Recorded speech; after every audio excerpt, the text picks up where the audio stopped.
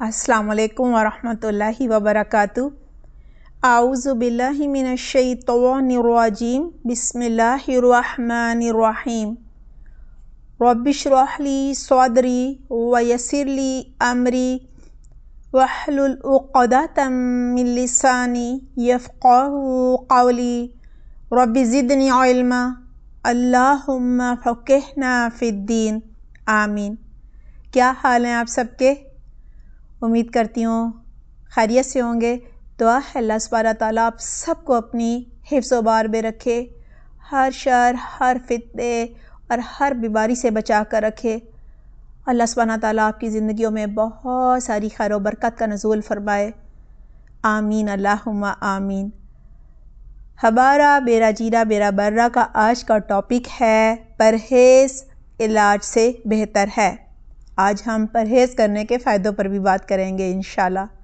देखिए, मशहूर है कि परहेज़ इलाज से बेहतर है, लेकिन अक्सर लोगों को इस बात का एहसास ही नहीं होता। और एहसास कब होता है? जब पानी सर से ऊंचा हो जाता है, यानी वो मुख्तलिफ़ बीमारियों का शिकार हो चुके होते हैं। और अक्सरियत बीमारियों का शिकार अपनी ही लापरवाही और गफलत की वजह से होती है। हालांकि अगर वो बर वक्त थोड़ी सी एहतियात और परहेज़ कर लेते तो उस बीमारी से वो बच सकते थे। बीमार होने के बाद लोग पछताते हैं और फिर खूब भाग दौड़ भी करते हैं, लेकिन अक्सर इस कदर ताख़ीर हो चुकी होती है कि फिर कोई दवा काम नहीं करती, कोई मेडिसिन असर नहीं करती। इंसान की आदत है जब किसी काम में कोई फ़ायदा नज़र आता है तो फिर वो उसे शौक़ से करता है। लिहाजा परहेज़ में सबसे बड़ा फ़ायदा ये है परहेज़ करने में कि जहाँ दवाएं काम नहीं करती, मेडिसिन्स काम नहीं करती, वहाँ परहेज़ करने से हैरत अंगेज़ नताइज जो हैं वो बरामद होते हैं।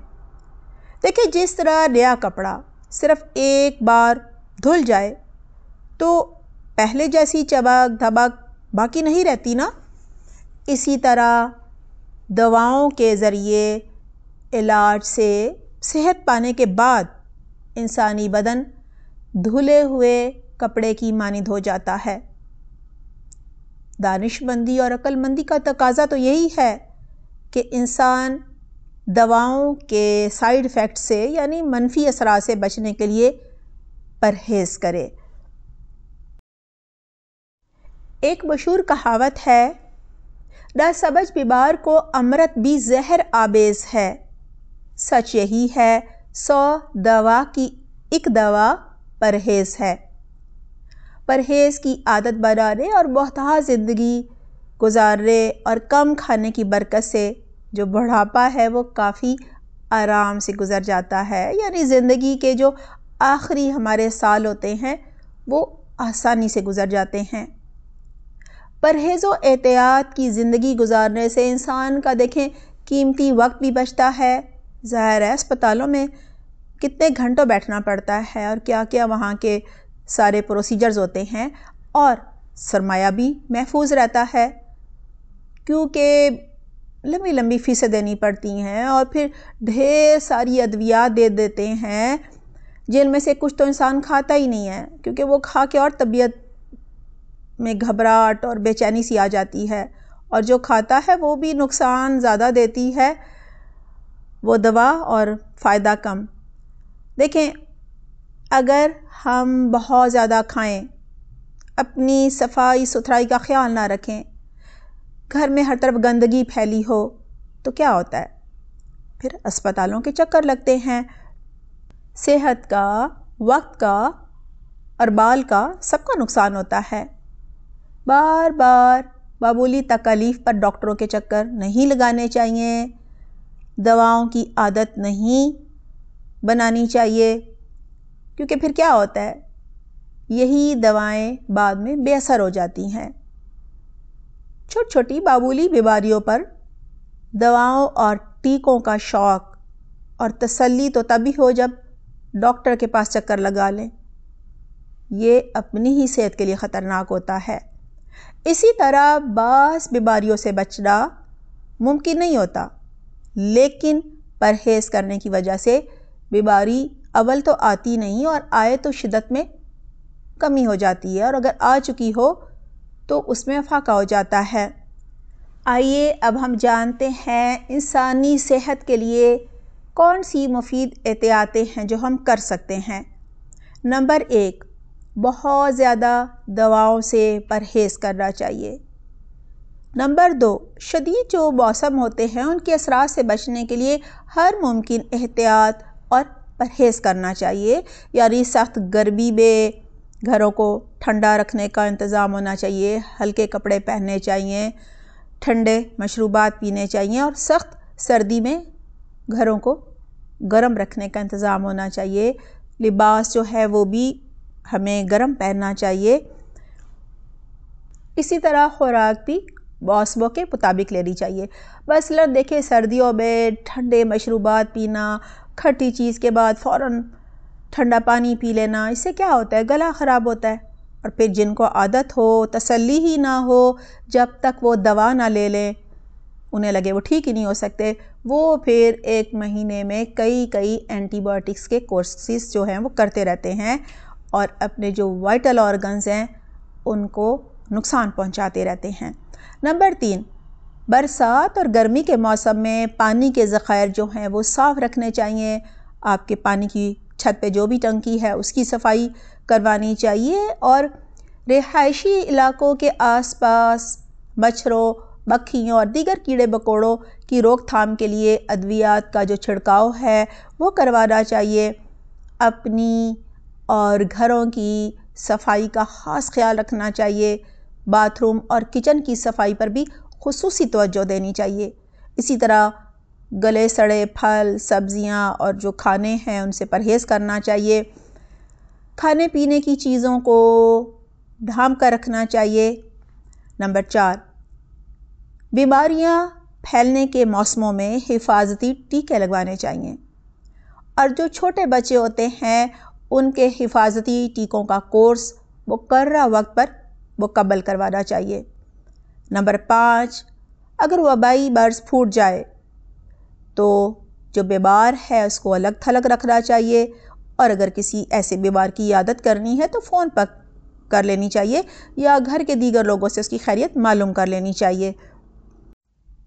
طاعون کے بارے میں رسول اللہ صلی اللہ علیہ وسلم نے فرمایا، کسی علاقے میں طاعون کی وبا پھیل جائے اور تم اس علاقے میں ہو تو اس سے نہ نکلو، یعنی اسی علاقے میں رہو، اور اگر تم اس علاقے میں نہیں ہو یعنی اس سے باہر ہو تو وہاں نہ جاؤ، یعنی اس طاعون والے علاقے میں پھر بالکل نہ جاؤ۔ یہ ترمذی میں ہے۔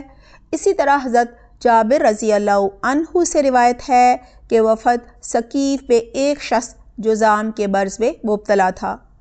رسول اللہ صلی اللہ علیہ وسلم نے کہلا بھیجا کہ تم واپس جاؤ، ہم نے تمہیں بیعت کر لیا ہے۔ یہ مسلم میں ہے۔ آپ صلی اللہ علیہ وسلم نے فرمایا، جذامی سے اس طرح بھاگو جیسے شیر سے بھاگتے ہو۔ بخاری میں ہے، آپ صلی اللہ علیہ وسلم نے فرمایا، جذامی کی طرف زیادہ دیر مت دیکھو، اور ابن ماجہ میں ہے، پرہیز اور سب حفاظتی تدابیر کر لینے کے بعد بھی اگر بیماری آ جاتی ہے تو پھر صبر و برداشت سے کام لینا چاہیے، یعنی اللہ کی رضا میں راضی رہنا چاہیے۔ دیکھیں مومن کو جب ایک کانٹا چبھتا ہے تو اس پر بھی اجر ملتا ہے، اور جنت کے بہت سارے درجات ایسے ہیں جو بڑے بڑے نیک اعمال پر بھی نہیں ملتے، بلکہ آزمائش آنے پر، صبر کرنے پر ملتے ہیں۔ اور اللہ سے دعائیں کرنی چاہیے، مناجات کرنی چاہیے، اللہ سے تعلق مزید مضبوط کرنا چاہیے۔ اور نمبر 6، ضرورت پڑنے پر وبا یعنی جائز اور حلال ادویات سے علاج کروانے کا حکم ہے۔ رسول اللہ صلی اللہ علیہ وسلم نے فرمایا، ابن ماجہ میں ہے، ان اللہ لم ينزل داء الا انزل له شفاء فتداووا، بے شک اللہ نے کوئی بیماری ایسی نہیں اتاری جس کا علاج ممکن نہ ہو، بس دوا کرو۔ دیکھیں حرام چیزوں سے علاج کر رہا اسلام میں ممنوع ہے، مثلا شراب، برانڈی، حرام جانور کا کوئی عضو کھانا یا اس کا دودھ پینا یا ذبیحہ کا خون پینا، جیسے کوئی جانور ذبح کیا تو خون پی لیا، وہ تو حرام ہے نا۔ یہ سب چیزیں حرام اور ممنوع ہیں۔ مسند احمد، ابو داؤد، ترمذی اور ابن ماجہ میں ہے۔ حضرت ابو ہریرہ رضی اللہ عنہ کہتے ہیں رسول اللہ صلی اللہ علیہ وآلہ وسلم نے علاج کے لیے حرام چیزیں استعمال کرنے سے منع فرمایا ہے۔ نمبر 7، مختلف کاموں بالخصوص کھانے اور استنجا کے بعد اور کھانے سے پہلے اور کھانے کے بعد صابن سے ہاتھ دھونے کی عادت بنانی چاہیے۔ نمبر 8، پینے کے لیے ابلا ہوا یعنی بوائلڈ پانی جو ہوتا ہے یا پھر منرل واٹر استعمال کرنا چاہیے۔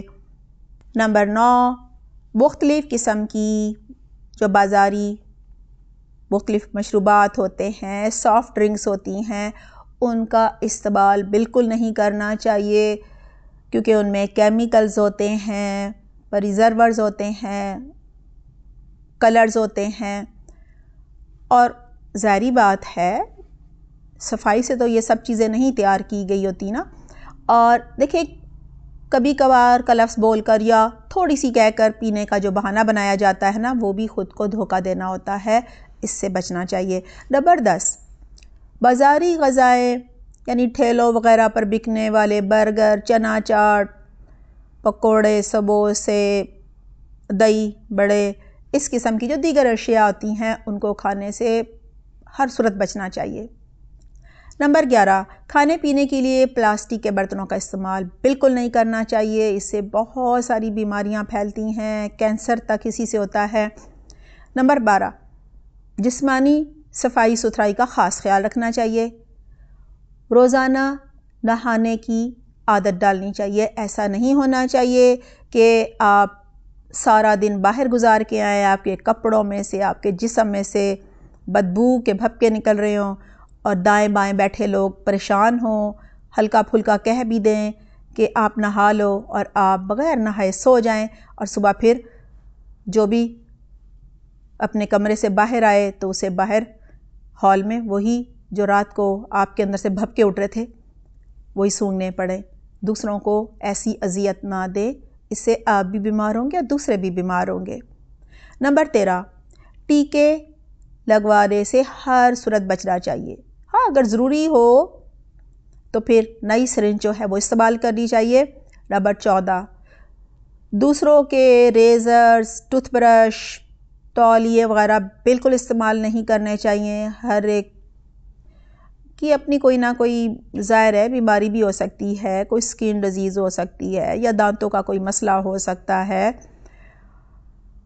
یا کچھ اور بھی ہو سکتا ہے، تو پھر اس بیماری کے جرمز آپ کو بھی لگ جائیں گے۔ نمبر 15، گھر کے آس پاس پانی بالکل نہ کھڑا ہونے دیں، اگر کوئی جوہڑ وغیرہ ہے تو مچھر مار کا سپرے کر دیں، اور اگر گڑھے ہیں تو ان کو مٹی سے بھر دیں۔ نمبر 16، اپنے گھر کے دروازوں اور کھڑکیوں پر جالیاں ضرور لگوائیں۔ نمبر 17، کھلے آسمان تلے سوئیں تو مچھردانی ضرور لگائیں۔ نمبر 18، ڈسٹ بین کو ڈھانپ کر رکھیں۔ نمبر 19، کچرے کو اچھی طرح ڈسپوز کریں، تلف کریں۔ نمبر 20، کسی بیماری یا حادثے وغیرہ کی صورت میں اگر مجبوراً خون لگوانا پڑے تو صرف آتھینٹک بلڈ بینک سے لگوائیں۔ نمبر 21، جسم پر ٹیٹوز یعنی نقش و نگار نہ بنوائیں۔ نمبر 22، بچیوں کے ناک کان چھدوانے کے لیے حفظان صحت کے اصولوں کا خاص خیال رکھیں۔ نمبر 23، ممکن ہو تو کپڑے دھونے کے بعد دھوپ میں ضرور ان کو ڈرائی کریں، سکھائیں۔ نمبر 24، مریض کے کپڑوں کو گرم پانی سے دھوئیں، ہو سکے تو تھوڑا ابلے ہوئے پانی میں بھی ڈال کے رکھیں، اور سکھانے کے بعد الٹا اور سیدھا کر کے یعنی دونوں طرف استری کریں ان پر کپڑوں پر۔ دعا ہے اللہ سبحانہ تعالیٰ ہم سب کو پرہیز کرنے اور محتاط طرز زندگی اختیار کرنے کی توفیق عطا فرمائے، اور ہماری صحت و طاقت کو اپنی عبادت کے لیے استعمال کرنے کی بھی ہمیں توفیق عطا فرمائے۔ تنگ دستی اگر نہ ہو سالک، تندرستی ہزار نعمت ہے۔ اپنا بہت خیال رکھیے گا۔ سبحانک اللہم و بحمدک، نشہد لا الہ الا انت، نستغفرک و نتوب الیک۔ والسلام علیکم ورحمۃ اللہ وبرکاتہ۔